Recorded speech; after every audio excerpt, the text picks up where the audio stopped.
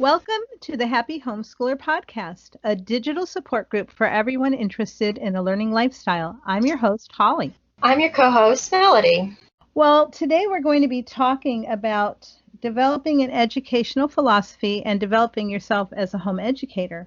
But before we get into that, Melody, what's been going on with you lately? Oh, well, you never believe what we've been doing, or you might believe it. I don't know if you'll guess.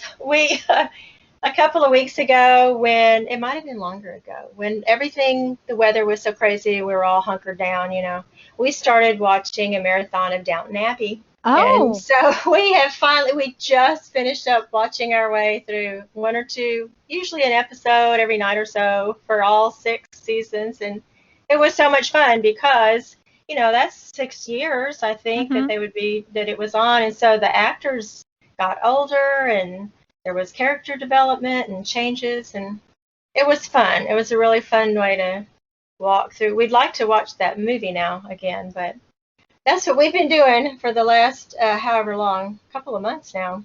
Yeah, it feels like that. It was fun. That freeze was just yesterday, but it was in the latter part of February. Oh, well. Which, okay, it took us longer than that. I just can't believe that it's May already. I mean, almost half a year of 2021 has gone by. It's amazing. It's mind-boggling. So, yeah, that's fun. I think last year I started watching different series, to kind of give myself a distraction from the coronavirus and the lockdown. And I watched the whole Downton Abbey series, but nobody in my house watched it with me. I just had to enjoy it all on my own. Oh, it was fun. By the end, my oldest son would wander in and because it's so well written. Oh, yeah. Appreciate the dialogue. And so my daughter kept telling him, you really just need to sit down and watch it from the beginning. And so he might, but it was a fun way to pass the time. And like you said, something that didn't require a lot of concentration. Right. I remember when you and I used to watch, we would watch that together in our separate homes and text each other, or we would watch Victoria. And that's fun too. I watch different things with my kids that are here or not here.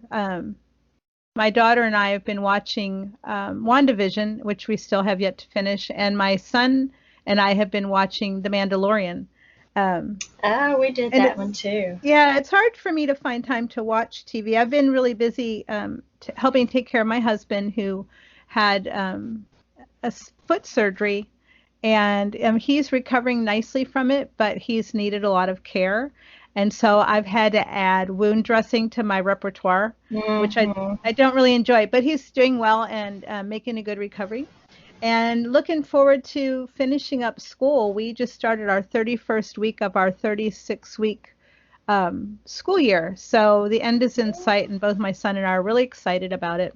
That's exciting. There's so much. It's funny how the end of the year, it feels like it, what was it, Frog or Toad said, can it be May so soon? Like, here we are already at the end, and then there are twice as many things to do in May as there are in any other month of the school year.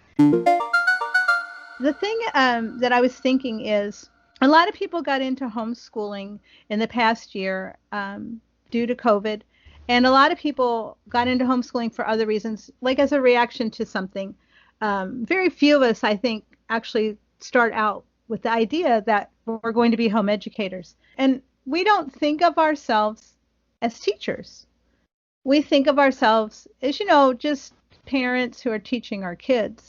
Sometimes I think, we're just fumbling around with curriculum and doing the best we can and trying to plan a good school day, but we don't have some of the tools, or we haven't done some of the work that a teacher, say in a public or private school, would have done in the course of their education to become a teacher. And I think that's important for homeschoolers to do for themselves. Well, it does make your job easier as you're going along. And I know, like you mentioned, some of us start as a reaction to something. And I came to homeschooling I was a classroom teacher before I was a mom. And so part of the reason, I've mentioned that before, part of the reason that we chose to homeschool our own children was because of things that I saw in the classroom and just in the way that the system is set up in order to function, were not the kinds of things that I wanted for my own kids. And so there was that little bit of that reaction to something else. But I think that we mostly start off teaching in the way that we were taught, and we just jump in and get going because we've got a job to do. And like our friend gave us curriculum, or we went to a book fair and this looks good. And it isn't until we really start living with that curriculum day in and day out that we recognize whether or not it really fits what we think about how children should learn. And I think that a lot of us don't feel like we're teachers, but from the time that we have our first child, we're developing ideas of how we want to teach our child, how we want to interact with them and with discipline, how we want to teach them to, when you're toilet training, how you want to teach them to eat nicely. We already have some of these ideas, but as parents, I think we discount ourselves. We're like, I'm just homeschooling my kids. But really, if you're in it, as I have been for the long haul, and if you're in it for any length of time, it's important to view yourself as an educator, not so you can, ring a bell and put red X's on people's papers or any of those things that you experienced when you were in school from your teachers, but because if you have developed yourself and you have gotten more skills, you'll be more confident when you're teaching your child. And it'll help you when you start looking for materials, because we all know what we don't like. Oh, I don't like, I used to Becca when I got started, and I didn't like busy work. I thought it was silly to do a worksheet on how to address an envelope or how to write a letter. And I thought, wouldn't it just be better to actually write a letter to grandma and address the envelope? And so I began to have strong feelings about certain things and how I wanted them to be taught. And so that was part of my development as a home educator and part of my developing philosophy of the way I thought that my children should be taught. Well, exactly. Well, because, you're learning a new skill, like you mentioned that. And any time for any career that people are in, they have continuing education, or they go to staff development days, or they go to special trainings, or they learn new techniques. And we can do that as parents too. And I know that that was one of the ways that the book fairs were so helpful to me, because I could go to a workshop about, how to become a better math teacher or learn new skills for teaching reading and things like that. So you're right. We need to realize that we are educators and work on developing all those different skills that educators need. Yeah, and I just think that not enough attention is given to that. There are lots of companies out there that are happy to sell you curriculum.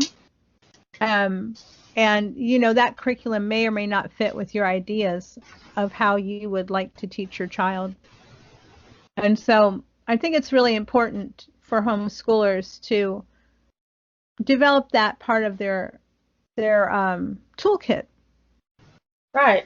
Well, I know one of the things that we can do is, as we're looking at curriculum, be sure to look on the websites or talk to the people wherever you're getting your materials, because often they'll post what their philosophy is, like the foundational ideas that they have that their curriculum grew out of. And if you take the time to read all of those things, you start to get a feel for what curriculum choices are going to be a better fit for what you think about learning.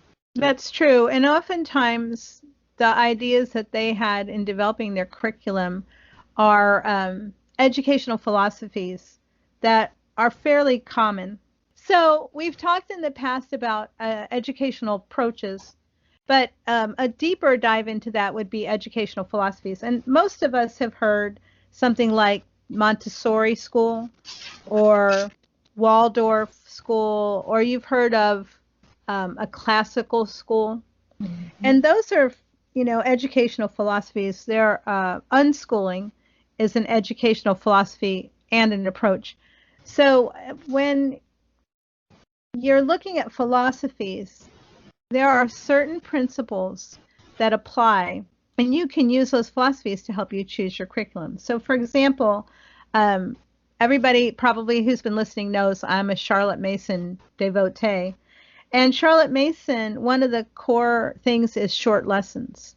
And so when I'm looking for curriculum, where I need curriculum, I'm looking for something that I can do in a 20 or 30 minute amount of time with my child, which is why I like the Math UC curriculum. It doesn't have just a huge number of math problems, and it's hands-on. It gives the child an opportunity to interact with the materials, and that's why I've chosen that, because I know what my educational philosophy is, and Charlotte Mason dovetailed a lot with my educational philosophy.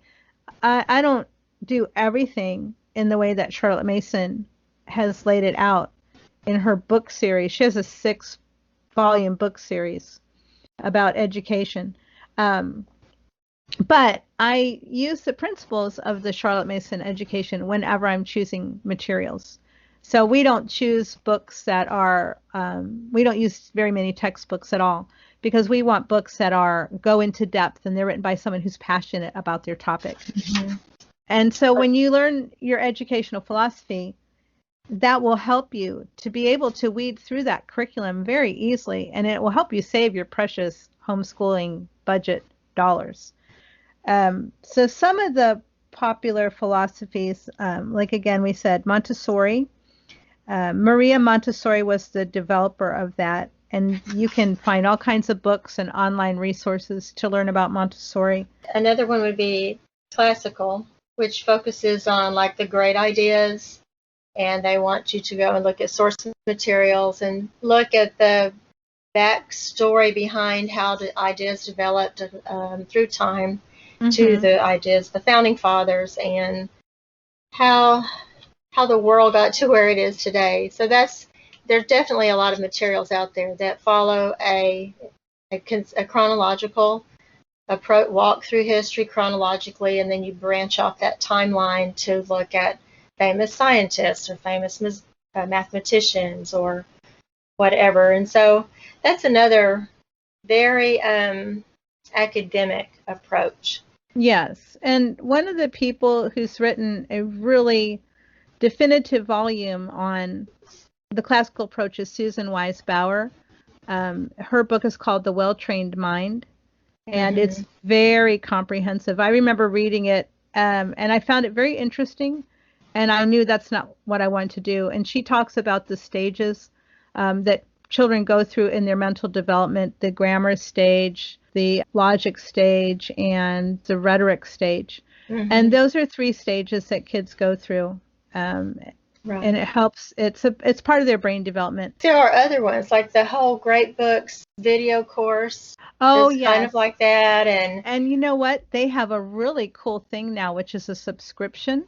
You can get a subscription, and an online subscription, and they have different levels, and you can watch so many different courses. It's really amazing. They've expanded quite a bit. So much out there, so much more than when they first started. But there are a lot of curriculum that would fall in that category. You know, there's like world views of the Western world is out there. And, right, but we're not talking about curriculum right now. No, we're talking about educational philosophy. So classical approach is an educational philosophy. And once you learn about that, then you can find the materials that will support that path for you. Another one with which I'm not that familiar is Waldorf. And Waldorf is very low-tech, anti-tech in the early years. It's got kids doing a lot of things with their hands. Everybody I know who's ever gone to a Waldorf school or teaches Waldorf, the kids know how to like knit or crochet, and they don't really watch TV much, and there's a real focus on developing the individual. Yes. Mm-hmm. And then we have, of course, Charlotte Mason, and that's a certain philosophy of education. There are many, many materials you can find to study about Charlotte Mason education. Karen Andriola has written something. There's a woman named Catherine Levison who's written quite a bit. Charlotte Mason has her original series, and that's a certain educational philosophy that says that children are born persons, and they are capable of understanding a lot more than we think. So you don't dumb things down for kids when you're doing Charlotte Mason. I mean, my son and I are reading a lot of really meaty types of things, and it's interesting to see what he takes away from it, because I don't tend to interpret it for him unless he asks for some explanation. But once you learn what the principles of the Charlotte Mason method are, again, it will help you to choose your materials. And then we have Raymond and Dorothy Moore. Their philosophy of education is that you don't need to rush into educating your child. So it'd be the opposite of like Head Start, where kids are in school at 3 and 4. Raymond and Dorothy Moore's premise is, let them be kids and give them lots of activities and experiences. And, when they're a little older, 8 or 9, you can start teaching them to read and write. But there's no hurry, because they'll catch up very quickly. And then we have the one of the gurus of home education, and that's John Holt. And he was, I don't know what we would call his philosophy, but he was a public school teacher, and he had very strong ideas about how children should be educated. And he had a belief that every child could learn. And a lot of homeschool families use his book as the spine for their educational choices. So those are some of the basic ones. And then there's unschooling. Oh, and delight-directed learning. Delight-directed, right. And then don't forget to mention just your basic traditional approach that, back to the basics, essential knowledge. Let's teach all the things that are the things that everybody must know. I mean, that definitely is an approach. Becca, I would say, kind of falls into that category, because there's like, here are the basic things that everybody needs to know. And they set out to teach them in a real systematic fashion. That's true, yes. And I probably didn't mention that because I just that didn't gel with me. It didn't. So I don't even think about it, but it is a good approach for many, many people. Right. Well, it was developed for classroom use, so that's why there are all those extra worksheets. Like if you're at home, you can just sit down and write a letter, but in the classroom, like I remember doing that when I was in school, except that we wrote a letter to someone. Right. It's basically the same things. Like you're making sure that children have those skills. So a real skill-based, fact-based method. My approach tended to be a little bit more eclectic, because I just took the parts of all of those things that you've mentioned, and we kind of pulled them all together into a philosophy, which I guess if I had to explain it would be real learning in the real world. I was really big on, let's, like you said, write a letter. And what was so great about that was like people wrote back, and so that was really great when a great aunt or someone would respond to a letter that my kids had written to them. But we were just like, we learned by doing, but I also wanted them to be exposed to the great big ideas of the world, and we read all kinds of excellent literature, and we learned how to talk to people and find out, why they did what they did or how they learned what they knew. And it was just the sort of thing that over time, it all distilled into, learn how to learn how to think, learn how to work, all those things that were the guiding umbrella for the choices that I made as I was looking at curriculum.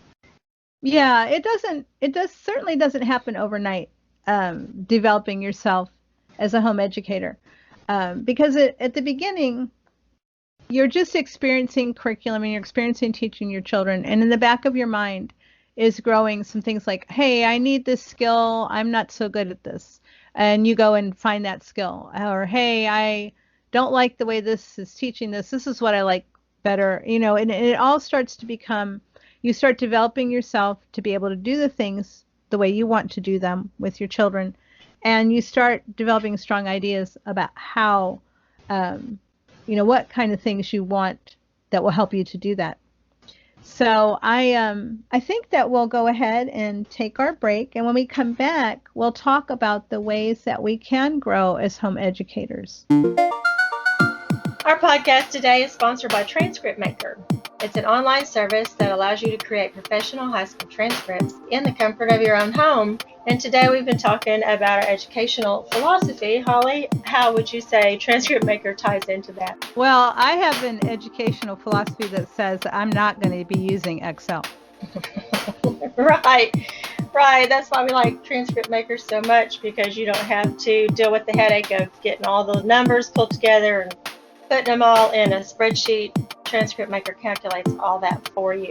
You can get a free 14-day trial to see how you like it before you sign up. Yeah, go to www.transcriptmaker.com for that free trial.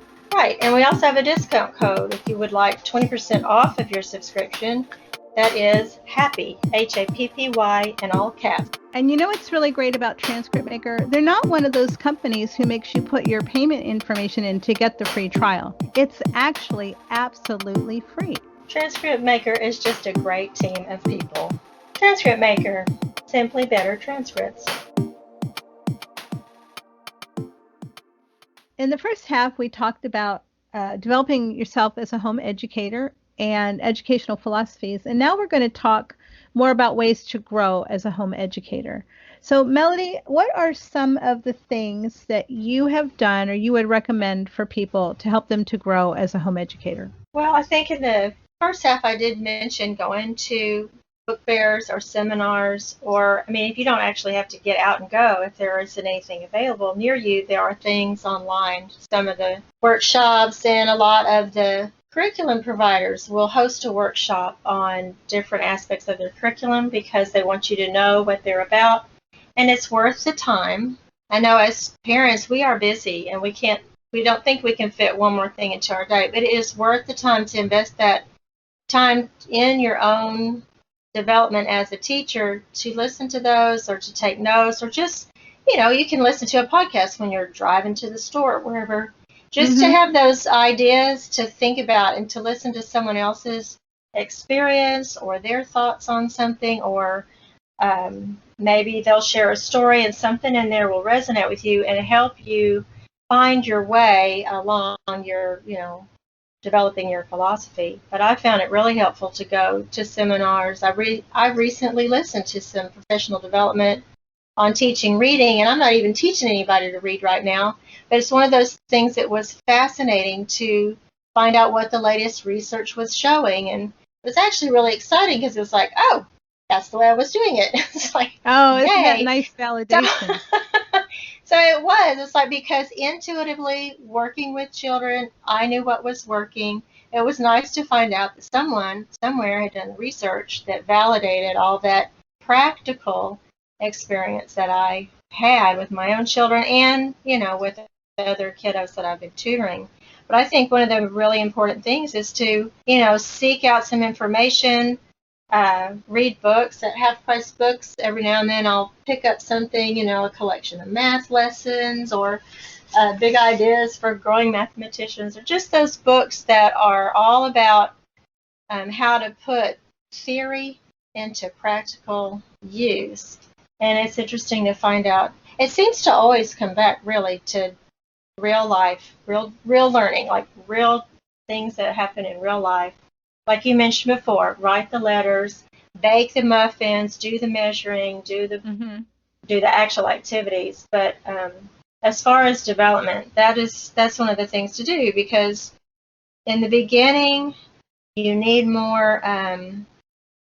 What am I trying to say? More guidelines. Like one of my daughters is an artist, and we were talking the other day. Is in the process when she was first beginning, she used a lot more guidelines for her drawings, like starting out with guidelines for proportions for the face or things like that. But the longer you do it, the less you need those kind of things. Right. And so you in become the beginning, more confident. yes. And in the beginning, you just need those extra supports to guide you. And then as you listen, and I know for myself, when I would maybe go to a workshop, or I would listen to a lecture online or read something, and it was something I'd already intuitively been doing, it increased my confidence that I had good ideas and that I was thinking like an educator, that I was, that I had a systematic approach or some kind of a philosophy, which it's interesting because it's really kind of hard to split apart some of the developing as a home educator and educational philosophies, because as we grow and learn more, say perhaps how to teach reading or how to teach math or ways to teach science. Those are skills that we develop as an educator. But along the way, they also help us to develop a philosophy. So one of the philosophies I've had for a long time, even before I started homeschooling my children, was that abridged books were just, I don't see the purpose of them at all. And I've never read abridged books to my children because I don't think that children today are any less intelligent than the children of the 1800s when some of the most wonderful classic literature was written. So I had a philosophy a long time before I started homeschooling about what kind of literature I wanted to read to my children. And when I read that same philosophy in Charlotte Mason's works or in The Well-Trained Mind or some other educational literature, it cemented me in my mind that I had good instincts as an educator, and it gave me more confidence. So I agree. Yeah. Especially because when they abridge the book, they pull out some of the most wonderful language and the most wonderful little incidences in the story, and then you're just left with the bare bones. Right. A few years ago, my son and I read a book called The Little Duke. And in The Little Duke, when someone was hungry, they would say, "I'm hungered." And for the longest time, that's what my son would say to me when he wanted something to eat. He'd say, "Mom, I'm hungered." And he gradually stopped saying that. And we actually spoke about it the other day. And he said, "Do you remember when I used to say that?" And I said, "Yeah, I thought that was really cute." But if we had just read a book that said, "I want to eat," he wouldn't have been exposed to this other idea. And, being exposed to other ideas that are a little higher than the level on which you operate are what helps us to grow. And we want to help our students grow.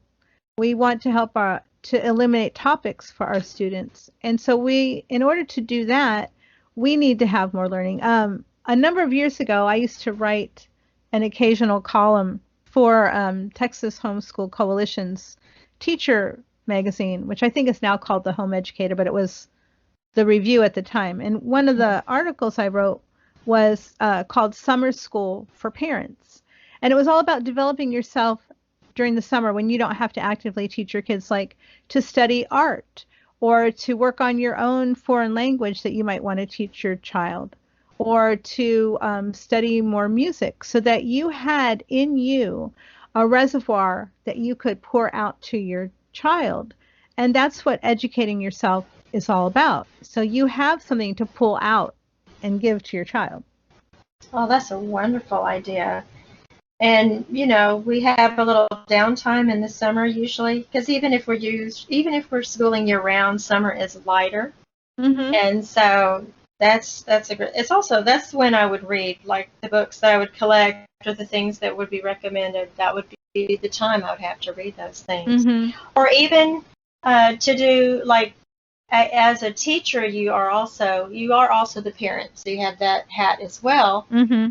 To find out better ways to work together with your children, or communication, I guess, is one of the things. Like, it's a good time to work on communication skills so that you understand what they're trying to express to you if they're having trouble with something, or just ways to make everything be more pleasant. Right. And educators who are going to college, correct me if I'm wrong, but don't you learn about child development so that you understand what kids are capable of and what emotional capacity they have at certain ages? And, those things are things that we would all do well to spend time on.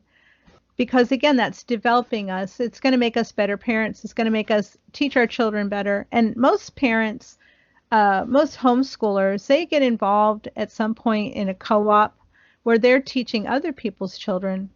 So if we're going to be on this journey of home education, it really behooves us to study and be as serious about it as we would if we were studying for the bar exam, or if we were going to become a nutritionist or any other discipline.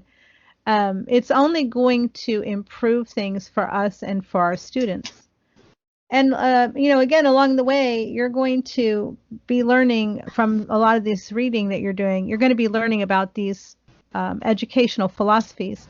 And you might find one that fits you to a T, or as you did, you might weave several together to come to a hybrid.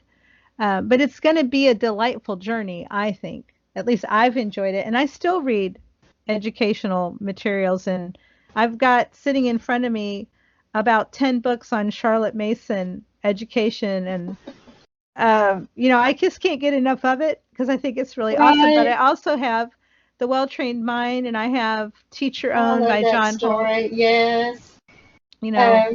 My pile is starting to kind of slide. I'm going to have to put some of them back on the shelf.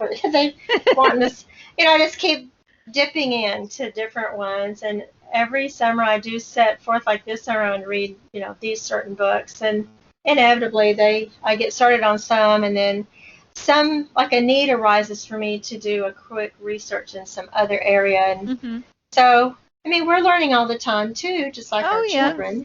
Yes, it might be fun if we share what we're reading, over the next few months with our listeners. They might find that really amusing. That could be fun. But I also want to mention that being always, what am I trying to say? Continuing your own education, that sets a really good model for your children when they see you reading for pleasure or reading for information or doing some research on your own or taking notes for yourself. Like we're taking notes, but we don't have to write a paper and turn it in for homework. It's because it's part of the process of learning, and that's why you want to be able to take notes and to write your thoughts, communicate them. And so part of that learning on your own is teaching your children. It's just good modeling. It is. It really is. At this time in our podcast, we usually answer a big question. And today it's not so much a big question, but it was an interesting topic that came up in a homeschool group that I'm on Facebook. A parent was asking for tips about helping her child who's pressing really hard when writing. And that, I think a lot of us run into that. Melody, do you have any experience with that happening when your kids were in school? Not my own kids, probably because I was watching for it at the beginning, because I know that when a child is gripping the pencil so hard that it makes their arm tired, or if they're pressing so hard that the pages underneath have the dents from, the top page, that over time that just sets them up for such stress in writing because they're working so hard and it needs to be easier. So I was watching for that. But I know that in the classroom I had children that were so tense, or they were just working so hard and mashing, they would break the pencil lids. And there were several things that we would do. Among those was, like, first of all, watch out for the pencil grip to watch out that they weren't, doing like what do we call it, like the caveman hold on the pencil, but that they were actually, pinching the pencil and moving their arm around, and we would, do some exercises to shake their arms around and limber up. But I know there were some really good ideas on that thread that you should mention. Well, one of them, which I thought was really helpful, and I probably could have used this help when my kids were younger. I had some that were real tight pencil grippers, was to let your child write on carbon paper. Oh, so the child has to write softly so the marks barely go through the paper. That's a good idea. Yeah. What's one that you Well, one thing we did was that I would let them use felt tip markers, because it doesn't take a lot of pressure to get a big result. And of course we had to have chats. I didn't want the markers to be mashed into smithereens, and so they learned to do like a light grip on that because they got a lot of bang for their buck with the markers. But we also just did some, like, we worked with Play-Doh and clay and other fine motor to develop those fine motor muscle abilities for them. I know that some kids are not getting the feedback from the, I had one child, this is a little bit different, but didn't like the way the pencil felt scratching on the paper. So there was a sensory aspect to that. And so for him, he wrote very lightly. But I think there's an element of that there, too, for the children who are pressing down so hard. They're not getting feedback that they need. And another interesting comment that was made on this thread was that someone else's occupational therapist was telling her that her son should wear a weighted vest or put a weighted blanket. And the reason is that it's a occupational therapy technique called deep touch pressure therapy that can increase the release of serotonin in the brain. This lady said her son's ADHD and he needs more sensory input. And we do have a learning challenges series that we're going to be expanding on. And so ADHD and anxiety, things like that, can often show up in things such as how a child is writing and the pressure they're putting. So we're going to be touching more on that in future episodes in our Learning Challenge series. I love that idea about the weighted blanket or the vest, because you don't often, that's not the first thing you think about when you're looking at someone's handwriting. Right. Some other suggestions, quite a few of them, were to have the child use a mechanical pencil, because with too much pressure, the graphite will snap off. Mm-hmm. And it's a good way to help kids to learn to write gently. My kids loved mechanical. We called them click pencils because they click. That's what they called them. And so that was really helpful because they do just like break off if you're pressing too hard. They do. Well, we're going to have a link in the show notes with some more ideas on how to reduce pencil pressure when writing. But that is all we have for you today. We have had such a good time talking about educational philosophies and developing yourself as a home educator. And we would love to hear from you. If you have homeschooling questions or comments, send us an email at happyhomeschoolpod@gmail.com. Or find us on Twitter @_homeschoolpod. Find us on Facebook and Instagram at Happy Homeschool Pod. And look for us on YouTube at the Happy Homeschooler Podcast. Thank you for joining us today. I'm Holly. I'm Melody. Happy homeschooling. Hi, this is your host, Holly Williams Urbach. Thank you for listening to the Happy Homeschooler Podcast, a Transcript Maker Production. My co-host is Melody Gillum. This episode was produced by Matthew Bass and edited by Norah Williams.